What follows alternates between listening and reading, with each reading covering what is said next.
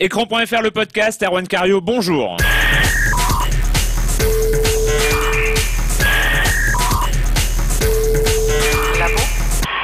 Au menu cette semaine, on va parler des 20 ans de l'IMDb, l'Internet Movie Database, la référence des fiches cinéma sur le web. Adopi. On va essayer de faire vite cette semaine. Allez, on va aller de plus en plus vite sur Adopi. Le chronophage, la minute même. Le droit à l'oubli sur Internet. Oui, on trouve des choses par Google et par divers moyens, Facebook maintenant et les forums et tout ça.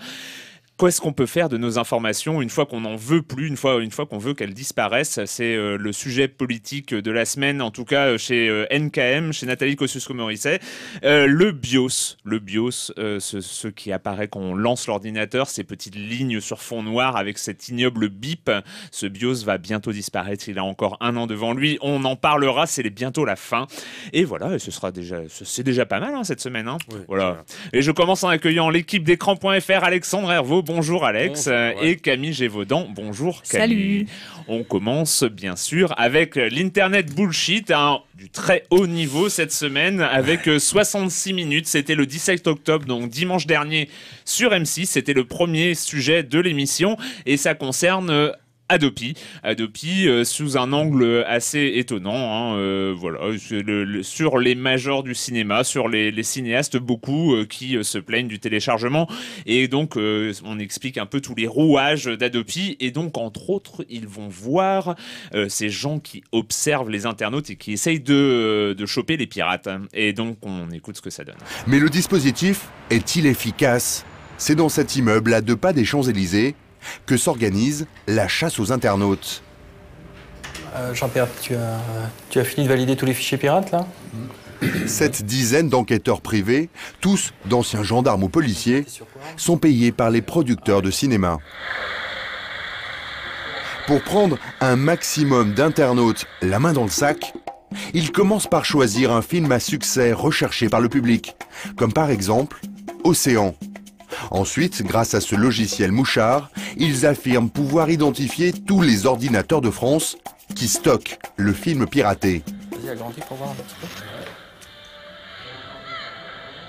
Sans aucun doute, un fichier pirate. Sans aucun doute, un fichier pirate. Ce blockbuster qu'est Océan, avec ses plans de baleine, enfin ce truc. Alors là, on a quand même une collection là, un logiciel mouchard, donc c'est pas du tout. En fait, quand on voit à l'image, ils utilisent un client BitTorrent classique, donc qui permet, parce que c'est le protocole peer-to-peer, de repérer les adresses IP qui partagent au moment où on l'observe le fichier, et pas du tout, comme l'explique le journaliste, savoir tous les ordinateurs qui stockent le fichier en question. Heureusement qu'on n'en est pas encore là.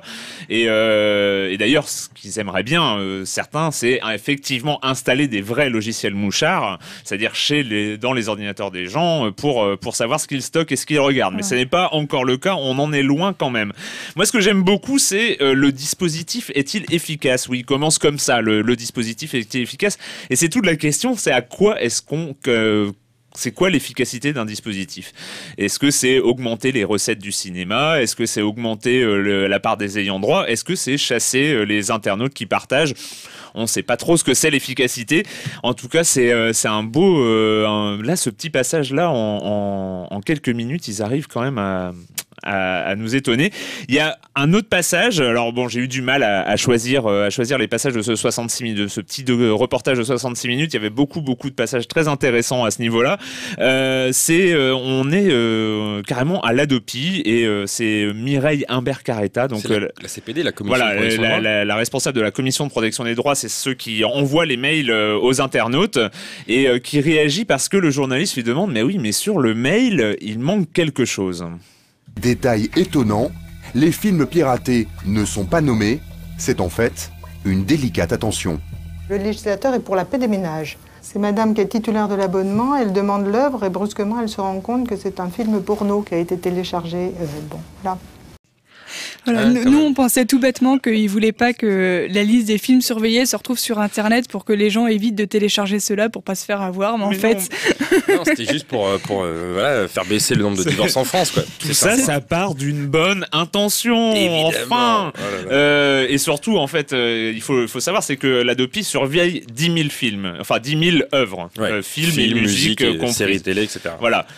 Ouais. Et a priori, Moi, pour l'instant, je crois toujours que c'est 10 000 fichiers musicaux et 200 films. Hein, mais... Ah, peut-être. Et Mais on donc, pourra se rebattre là-dessus. et là-dedans, alors, il y a quand même une information intéressante, c'est que l'Adopi nous apprend qu'il surveille aussi les films porno. C'est une nouvelle quand même. Hein. C'était une information parce que. Ouais, mais c'est pas étonnant, c'est pas si étonnant que ça. Mais après, c'est vrai que quel film porno, à part les entre guillemets les grands acteurs du milieu, du style voilà Dorcel, etc. Sachant que La les films plupart qu'ils des- surveillent, ils les catégorisent en 2 parties. Il y a les nouveautés et les grands classiques. Ouais, donc voilà, voilà, mais- quoi, l'Empire des Succès. Sens, non, mais c'est. profonde. Bon, en fait, vous l'avez compris, ce n'est pas du tout la raison, mais voilà, le journaliste, ça part d'une bonne intention. Voilà, c'était donc le 66 minutes du 17 octobre. On vous le conseille, vous pouvez aller sur M6 Replay, Ouais. le regarder en entier. C'est un bel exemple de ce qu'on Ça part un peut peu faire. dans tous les sens. Ça part dans tous les sens. Il y a beaucoup de choses assez bizarres. On passe à l'Internet Movie Database. Si vous ne connaissez pas, j'aime beaucoup ton introduction d'article, Alex. C'est à C'est chaque fois. l'exemple, ouais, c'est l'exemple type. C'est en général quand on se pose une question qui nous encombre la tête, mais putain, mais dans quoi il a joué ce mec déjà? Dans quoi il a joué? En général, on va sur Google, mais en général, on tombe directement si on tape le nom du film, etc. Bah, sur la fiche IMDb du film ou variante, la fiche Wikipédia, la fiche Allociné, etc. IMDb qui vient de fêter ses 20 ans, donc le 17 octobre dernier, c'était dimanche. Ça a été créé donc à la base dans les années début des années 90, donc forcément. Rappelez-vous, Internet dans le début des années 90. Et oui, le web existait, mais pas sous la forme qu'on lui connaît maintenant. C'était pas le World Wide Web, donc c'était les forums de discussion, Usenet, etc. C'était oui, à l'époque, il faut savoir, le web, donc le World Wide Web est arrivé en 93, si je ne m'abuse, avec Mosaic. Mais auparavant, il y avait les forums de discussion, ce qu'on appelle Usenet, et notamment rec.arts.movies, donc Exactement. qui était l'endroit où on discutait cinéma. Voilà, c'était un passionné, enfin plusieurs places passionnés. Hein. L'histoire ne retient finalement que le nom de Cole Needham, qui est un des fondateurs d'IMDb. C'est un Anglais qui est maintenant âgé de 43 ans et qui est à la fois informaticien et cinéphile, super fan d'Hitchcock, etc. Et qui avait donc prenait des notes. Voilà, il avait ce petit carnet, ses fiches, il les rentrait sur son ordinateur pour savoir tel film, tel réalisateur, machin, etc. Enfin, au début, c'était vraiment très très très minimaliste évidemment. Et puis par les formes de discussion, il a échangé avec d'autres passionnés. Ils se sont mis en place, voilà, cette espèce de base de données dans laquelle on pouvait même pas naviguer au début. Hein. Il n'y avait pas de moyen d'aller trouver une information qu'on cherchait précisément. Ça a été fait par ajout, par rapport. Les mecs qui s'y connaissaient ont créé un programme, etc. Finalement, ça débarque vraiment comme un site web en 93, du coup, comme tu C'est disais. déjà très très tôt. Hein. Ce qui est déjà super tôt. Et ça prend évidemment de l'ampleur au fil des années, jusqu'à devenir finalement un dans le top 50 des sites les plus visités au monde actuellement, avec pas loin de 100 millions de visiteurs uniques par mois, ce qui est quand même assez énormissime, et 1,7 million de fiches. Alors ces fiches-là, rappelons-le, il y a des films, mais il y a aussi des séries télé, et au fil des ans, il y a eu des évolutions. Et surtout, dans il la y a façon... les fiches des acteurs, des techniciens, des réals, des producteurs, tout le monde. Toutes les personnes des qui monteurs, sont... des décorateurs. Ouais. Et c'est là, je pense qu'ils sont le plus forts. C'est Ah oui. pour trouver la fiche d'un monteur qui a participé à 2 films de 1936. Il y a que là qu'on le trouve. Hein. Bah oui, c'est ça. Alors après, il y a Il faut voir le chercher. Hein. Oui. Ça m'est arrivé. D'accord. Ça m'est arrivé. Oui, pas étonnant. Et donc, du coup, il y a un côté, là, c'est en plus un bon exemple que tu dis, parce que mine de rien, les monteurs de 1956, etc., en général, s'ils étaient actifs en 56, ils sont potentiellement soit très très très retraités, soit très très morts. Et donc en général, c'est pas eux qui alimentent eux-mêmes leur fiche IMDb, parce que IMDb a un petit côté aussi ego trip des gens qui sont dans le cinéma et qui débutent, parce qu'il y a une espèce de fierté à apparaître sur IMDb. Et on peut le faire évidemment en étant clairement remarqué par les internautes, les collaborateurs, parce qu'on vient de sortir dans un film qui s'est fait un petit peu remarquer. Ou il y a aussi le truc, on se le fait soi-même, sa propre fiche. Il y a un système payant quand on veut avoir sa fiche. IMDb Pro. IMDb Pro, Ouais. voilà. Alors IMDb Pro qui permet aussi, lui, d'accéder, c'est un système qui permet d'accéder à des informations un peu plus détaillées sur chaque film. Et alors ce qui est assez marrant, c'est que du coup, comme c'est, rappelons-le, les internautes, il y a des collaborateurs, il y a des éditeurs à IMDb qui vérifient tout ce qui est proposé, parce que c'est les internautes dans leur majeure partie qui alimentent les fiches, etc. Et aussi les studios, évidemment, les producteurs eux-mêmes, etc. Et donc, il y a des rarement de grosses, comment dirais-je, de gros dérapages sur les internautes, parce que bon, ils jouent le jeu. C'est vérifié éditorialement. C'est vérifié éditorialement. Il y a des petits trucs assez marrants. Par exemple, Colin Needham disait dans un interview, je crois que c'est celui au Cahier du cinéma, qu'il y avait des habitués. Par exemple, il y a un mec qui est monomaniaque, tous les jours ou presque, il essaie de se rajouter dans la fiche Star Wars. Genre pour dire j'ai participé à Star Wars. C'est son trip et voilà, bon à chaque fois il se fait gicler évidemment, mais bon voilà. Alors en 98 il y a eu, on va passer rapidement, mais Amazon a racheté IMDb, oui, c'est-à-dire au début c'était un site indépendant collectif, enfin collaboratif, et en fait ça a été racheté et ceux qui ont gardé des parts c'est le noyau dur, voilà, en fait, le noyau central. C'est vraiment les tout premiers collaborateurs qui s'étaient mis dedans, etc. Et ça a changé pas mal de choses au niveau de sur le site. Dès qu'on va sur une fiche de film, on se voit proposer le lien pour aller l'acheter sur Amazon, etc. Puis bon, c'était devenu, même 2 ans avant, en 98, c'est rachat par Amazon, 2 ans avant l'apparition des premières pubs, etc. Et depuis, bon, c'est l'escalade, il y a pas mal de pubs sur le site, et ils se sont mis aussi à la vidéo maintenant. À terme, ils ont des ambitions peut-être démesuré, mais pas tant que ça vu leur importance, à savoir de proposer directement de la VOD direct sur le site par rapport à chaque fiche de film. Ce serait assez logique. Ce serait assez logique, et ils ont une telle puissance de frappe et une telle notoriété que ça pourrait très très bien marcher. Donc ils sont en négociation, et là vous pouvez aller sur le site, sur imdb.com, ils ont fait pas mal de trucs pour les 20 ans. Alors évidemment, ce qu'ils font d'habitude, c'est-à-dire des listes, top 5, top 20, machin, liste de meilleurs films romantiques, etc. de ces 20 dernières années, et aussi des vidéos de pas mal d'acteurs, de réalisateurs, ça va du Trublion, Will Ferrell, en passant par le réalisateur Kevin Smith et Kevin Spacey, etc. Tous donnent un petit peu leur accord, leur avis sur le site. C'est assez marrant. Voilà. Ok, petite interlude musicale.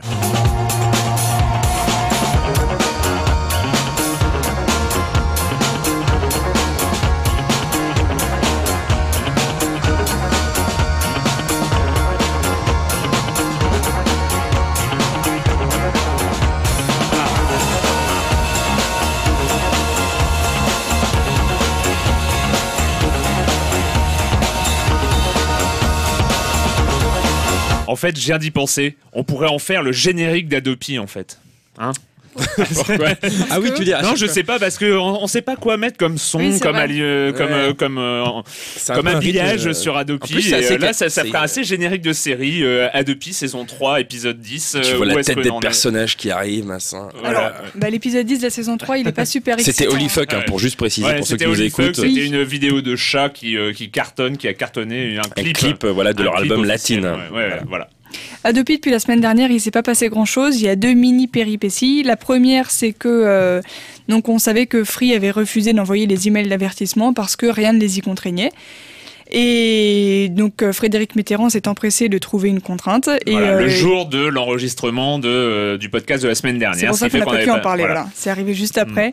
Et donc il y a maintenant un décret qui impose un délai obligatoire entre la demande de la Commission de protection des droits de l'Adopi, le moment où il demande au fournisseur d'accès d'envoyer l'email, et le moment où il l'envoie, il doit se passer 24 heures maximum. Bilan, alors c'est non rétroactif, évidemment. Donc à partir de maintenant. À partir de maintenant, et Free aurait envoyé les mails depuis lundi dernier. Ouais. Depuis lundi de cette semaine. Hier, au moment où on enregistre, excusez-moi. Et donc, à part ça, il y a aussi ceux qui s'inquiètent du filtrage d'Internet, parce que on commence à s'en douter, même à l'Adopi, on commence à s'en douter. Le fait d'envoyer des mails, ça risque de peut-être pas suffire. Hein. Ça risque d'être un petit peu insuffisant pour réduire le piratage. Il y a toujours l'histoire des moyens de sécurisation. Donc on attend que quelqu'un commence à... Enfin, il y a déjà plus ou moins un projet de cahier des charges, et on attend que ça se mette en place pour créer un logiciel qui empêcherait en fait, dès l'ordinateur, enfin dans la box de la DSL, le piratage à la source. C'est-à-dire que selon le projet qui a été rédigé cet été par un spécialiste du DPI qui s'appelle Michel Riguidel. Alors le DPI, parlons du DPI, le Deep Packet Inspection, qui permet donc d'inspecter tous les paquets de données qui transitent par un ordinateur pour savoir les différencier, savoir ce qu'il y a dedans, et donc savoir différencier... C'est ça qu'on appelle un logiciel mouchard pour M6. Voilà. Savoir différencier un téléchargement, savoir ce qu'il y a dans la pièce jointe d'un email, si elle fait un certain poids, et si ça serait pas par hasard un fichier musical qu'on s'échange entre copains. Et tout le projet qui a été rendu à l'Adopi cet été prévoit de surveiller par exemple des listes noires et des listes blanches de sites web, d'applications sur l'ordinateur, et d'enregistrer tout ça dans un journal pour pouvoir après prouver qu'on a pas pirater devant Autant dire un tribunal. que c'est le genre d'arrivée technique qui peut faire peur, et c'est vrai que là on est sur donc ça c'était le contexte. On est vraiment du filtrage du Big Brother de et base. ça inquiétait beaucoup d'internautes, et notamment Bluetooth, qui est un blogueur très très lu dans la petite sphère qui surveille Adopi, et qui a donc demandé des comptes à l'Adopi et lui a posé des questions très claires du genre qui va mener ces expérimentations de filtrage, quelles données seront collectées, combien de temps ça va durer, est-ce que ça sera transparent, comment on va être au courant, enfin qu'est-ce qui va se passer. Et fait exceptionnel, fait remarquable, on va le dire, pas forcément exceptionnel, mais Adopi a répondu. Le lendemain même, ce qui pour une fois on peut pas leur reprocher, c'est plutôt ils sont au taquet. Voilà, ils sont au taquet, et c'est bien, je trouve, c'est quand même bien pour une question de transparence de répondre à ce genre de questions, même si elles viennent d'un blogueur, même si elles viennent pas d'organes officiels, de députés ou de choses comme ça. C'est quand même une démarche qu'il faut souligner. Donc elle lui a répondu en privé, mais lui il a remis tout de suite la réponse sur son blog, et eux ils jurent que ils sont d'accord avec le blogueur sur le point que la protection des œuvres ne justifie pas des dispositifs proportionnés de ce genre. Disproportionnés de ce genre, excusez-moi.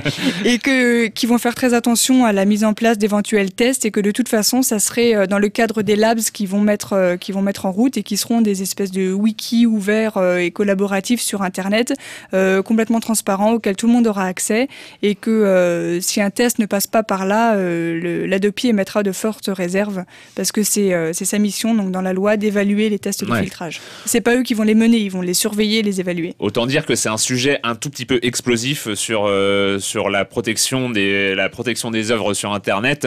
Est-ce qu'on doit ou pas filtrer, est-ce qu'on doit, nous, on est assez clair, la question ne se pose pas, parce que le filtre, c'est des dérapages. On a vu, il y a des exemples, il y a beaucoup d'exemples, c'est entre autres, il y a eu des passages où Wikipédia en Angleterre a été bloqué à cause de systèmes de filtrage de ce genre-là. Il y a des effets de bord complètement incroyables, et on ne peut pas les prévoir à l'avance, et c'est des systèmes très dangereux. Le problème, c'est que dans le cadre d'Adopi, les portes sont plutôt ouvertes, donc il faut que l'Adopi surveille ça, et elle promet qu'elle le fera. Allez, la suite au prochain épisode. C'est le chronophage de la semaine, c'est le dernier épisode d'une série qu'on aimait bien, qui est Snipers Assassins. Alors, je vous préviens tout de suite, il n'y a pas de musique, il n'y a que du son assez caractéristique.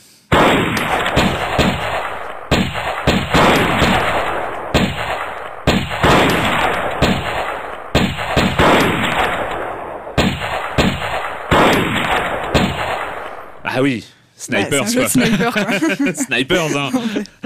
Dernier épisode, donc. Oui, dernier épisode qui est plus joli que les précédents. Si vous y avez joué, les premiers ressemblaient vraiment à rien. C'était surtout blanc avec quelques traits noirs, des stickmen pas très jolis. Et donc, il y a eu de plus en plus d'efforts au fil du temps. Et là, on a des beaux paysages en couleur avec des effets d'ombre et des cinématiques. On se croirait dans le Parrain version Stickman. On est encore dans les Stickman, c'est-à-dire ces petits bonhommes dessinés avec deux traits pour les bras, deux traits pour les jambes. Mais il y a quand même des jolies cinématiques, et surtout les missions sont tellement variées qu'en fait c'est très agréable à jouer. Donc il y a des niveaux classiques où il faut reconnaître quelqu'un qui a un comportement particulier et le tuer. Il y en a d'autres où les gens qu'on doit tuer nous tirent aussi dessus, donc c'est une question de rapidité. C'était le passage qu'on vient d'écouter. Voilà. D'accord. Ouais. D'autres où il faut repérer des bombes et les désactiver en tirant dessus. Et il y a même des espèces de niveaux type Cannabalt où il faut courir et appuyer sur une touche pour sauter pour... où il faut dézinguer une voiture en bourrinant le clavier. Et donc c'est le dernier épisode de la série, c'était le 5e ou le 4e. Voilà, juste un détail, les missions sont en anglais, on a traduit les missions sur les forums d'écran.fr, pour ceux que ça intéresse et qui ne lisent pas l'anglais couramment. Le même de la semaine, la minute même, instant très attendu, et donc cette fois-ci... C'est cochon, c'est quand même assez... ouais, mais on est obligé d'en parler parce que ça fait beaucoup parler sur le net. Il s'agit évidemment de la sextape des acteurs de Twilight. La grosse blague. Ah, on vous a bien eu.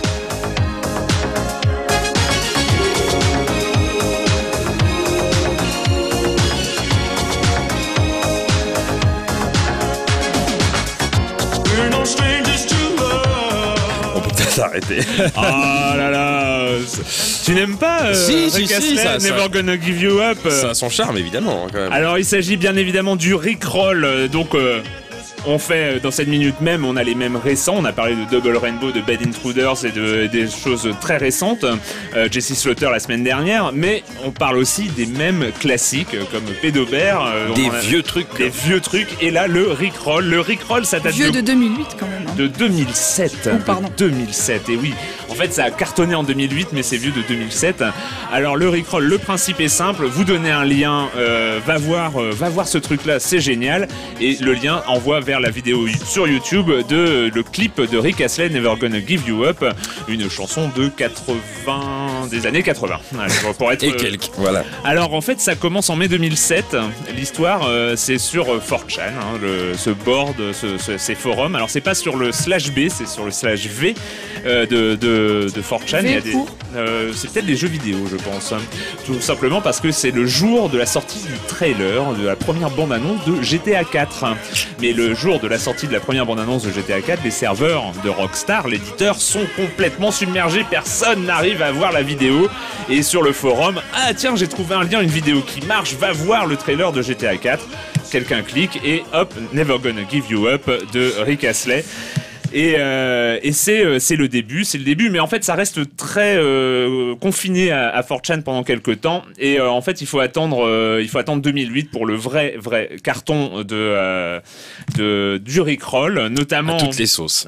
Oui, à toutes les sauces. On va noter en février 2008, il y a eu une manifestation, alors des Anonymous contre la scientologie, c'est un grand combat, on en reparlera peut-être ici, où en fait lors de la manifestation, ils ont rickrollé la manifestation dans Never Gonna Let You Down, et ce qu'ils disaient à la scientologie. Et alors, sans doute le point d'orgue du Rickroll, le point d'orgue du mème, c'est quand même le 1er avril 2008, où en fait YouTube, la homepage de YouTube, comme vous le savez, a fait le meilleur poisson d'avril de tous les temps. Voilà, a fait le meilleur poisson d'avril de tous les temps. Vous connaissez la homepage de YouTube. Il y avait plein de vidéos stars, de vidéos mises en avant, et dès qu'on cliquait...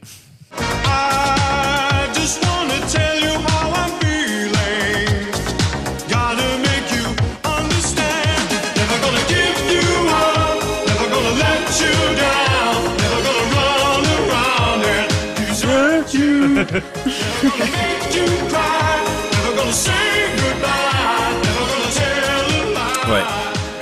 Ah non, mais en fait, tu supportes pas plus de 15 secondes de Rick Astley, c'est ça, hein. Non, mais franchement, tu devrais être habitué. Oui, c'est vrai. Alors, dernier truc en date, parce que ça a continué de vivre, je pense que c'est un des grands succès. Ils avaient calculé, je crois, qu'aux États-Unis, en avril 2008, il y avait 18 millions d'Américains qui avaient été rickrollés. Autant vous dire que c'est quand même un des phénomènes Internet les plus connus. On peut noter quand même le 27 novembre 2008, qu'est-ce qui s'est passé? C'est Thanksgiving aux États-Unis et la parade à New York, et la parade a été live rickrollée, c'est-à-dire que Rick Astley est venu faire un formidable playback en vrai, le vrai Rick Astley. Donc voilà, et en 2009, Rick Astley a remercié Moot, le fondateur de 4chan. Alors il y a The Register, je crois que c'est un journal qui a calculé, parce qu'en fait évidemment avec toutes ces gens qui viennent sur la vidéo officielle de Never Gonna Let You Give You Up de Rick Astley, il a pas gagné. Non, parce qu'il n'était pas compositeur, il était juste interprète. Voilà, et The Register a calculé, il aurait gagné $12. Voilà. Mais bon, il a dit que ça lui faisait chaud au cœur, donc c'est le principal. Ah oui, non, ça lui fait chaud. Il a dit qu'il avait plus gagné avec les royalties des radios associatives d'Angleterre, tu vois. c'est dire. Mais bon, c'est le geste qui compte. Le Rickroll, de toute façon, vous allez en entendre parler, peut-être même sur nos lives, qui sait.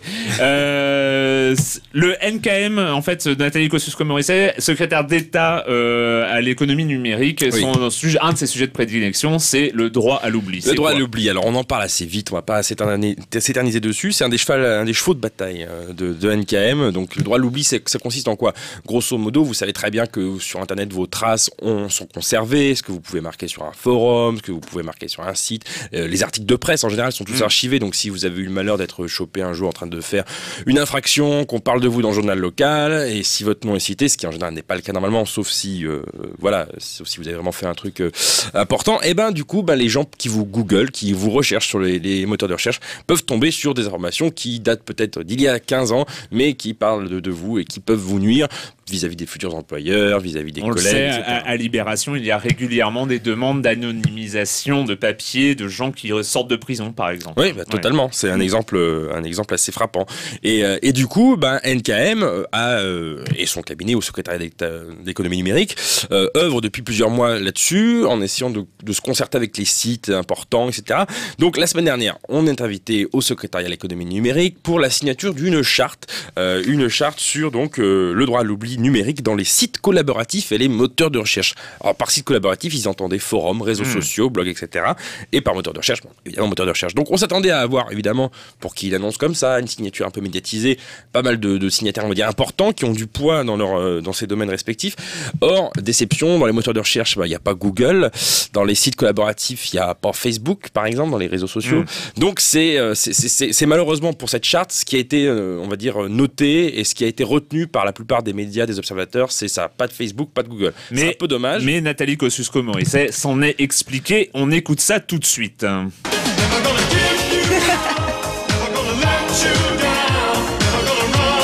Elle a dit ça.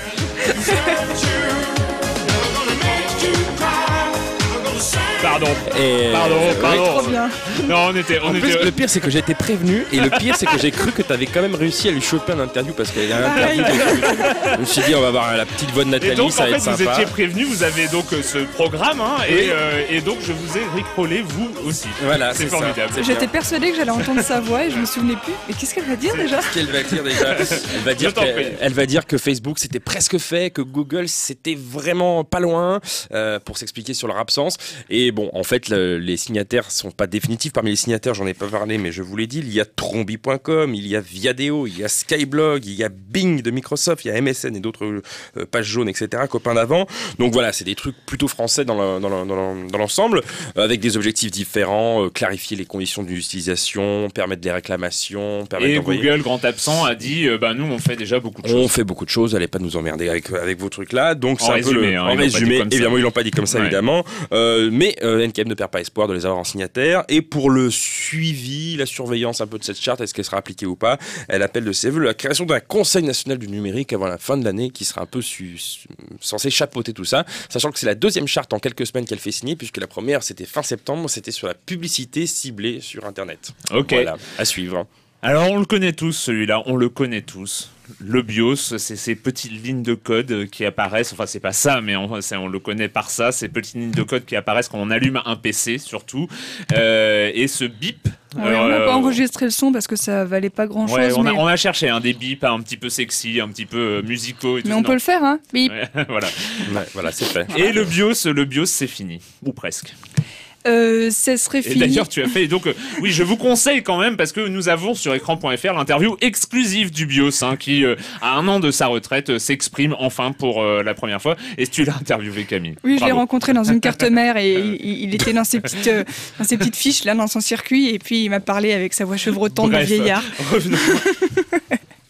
Revenons aux choses sérieuses. Ça fait depuis le début des années 80 qu'il équipe tous les PC et en fait c'est un système qui contrôle le démarrage de l'ordinateur et entre le moment où on appuie sur le bouton on et le moment où le système d'exploitation se lance, lui il fait tout un tas de vérifications, il vérifie la mémoire de l'ordinateur, il se vérifie lui-même pour vérifier qu'il marche bien, et il vérifie toutes les entrées et les sorties de l'ordinateur. C'est pour ça qu'il s'appelle BIOS, c'est Basic Input Output System, donc système des entrées-sorties élémentaires, et il vérifie tout ce qui est connecté à l'ordinateur, donc à la fois les trucs à l'intérieur, les disques durs, les souris, les claviers à l'extérieur. Et à l'époque de la création du BIOS, autant vous dire que vérifier les périphériques, c'était pas hyper compliqué. Par contre, une fois qu'il y a des petits trucs comme l'USB, comme le HDMI, il a commencé à galérer, surtout que maintenant on branche plus les périphériques avant d'allumer l'ordinateur, on les branche comme ça à chaud alors qu'ils sont déjà allumés, une clé USB, puis je la ressors, puis après je mets mon disque dur externe.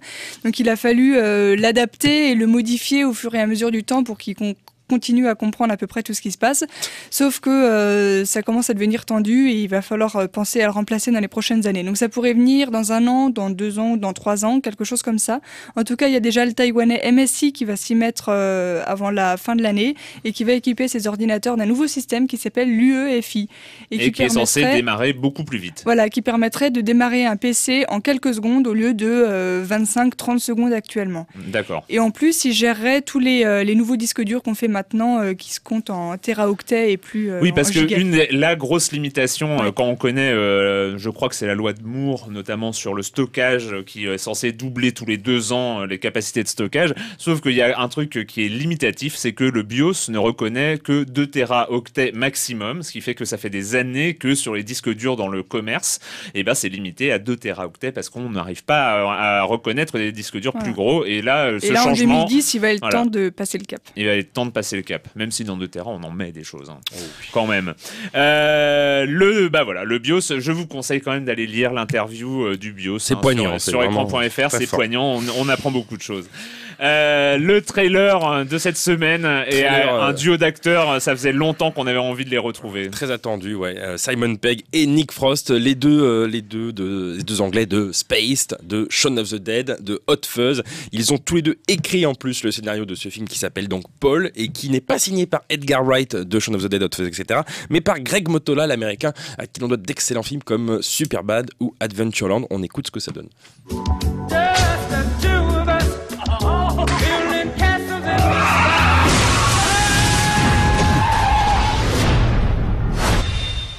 Hi. I'm Paul, and I really need your help. But tonight we're on quite a tight schedule. This is a matter of life and death.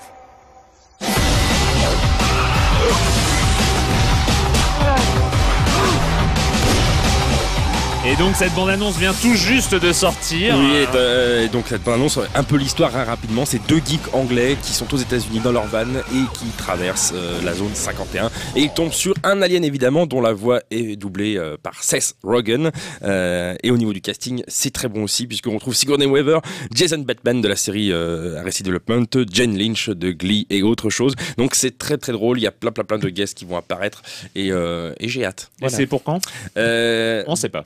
Bonne question. 2011, début 2011. Ah bah ça va. Voilà. Ça va, pas trop à attendre.